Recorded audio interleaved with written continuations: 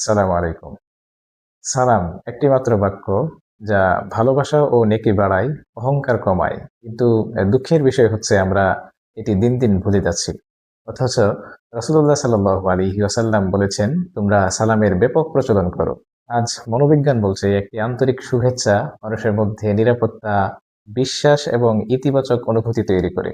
সত্যি বলতে আমরা যখন কাউকে হাসিমুখে সম্ভাষণ করি, তখন আমাদের সম্পর্ক দৃঢ় হয়। ভুল বোঝাবুঝি কমে এবং মানুষের মনে আপনার জন্য সম্মান এবং ভালোবাসা বৃদ্ধি পায়। কিন্তু একজন মুসলিমের সালাম শুধু সালাম নয় বা শুভেচ্ছা নয়। আপনি যখন আসসালামু আলাইকুম বলছেন, তখন আপনি তার জন্য দোয়া করছেন। অর্থাৎ আপনার উপর আল্লাহ তাআলার রহমত বর্ষিত হোক। ভাবুন তো কত সুন্দর একটি সংস্কৃতি।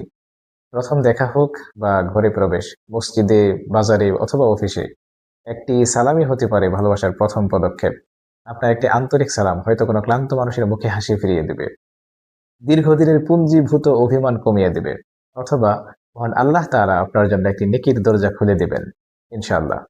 চলুন না আজ থেকে পরিচিত অপরিচিত সকল মুসলিম ভাই ও বোনকে সালামের এই সুন্দর অভ্যাসকে জীবনের অংশ বানাই। ভিডিওটি ভালো লাগলে শেয়ার করুন যেন আজ থেকে এই সুন্দর এই সুন্নাহকে অন্য একজনও পালন করতে পারে। দেখা হচ্ছে পরবর্তী কোনো ভিডিওতে ইনশাআল্লাহ। সে পর্যন্ত মহান আল্লাহ তাআলার রহমতে ভালো থাকুন, সুস্থ থাকুন সেই কামনায়। আসসালামু আলাইকুম ওয়া রাহমাতুল্লাহ।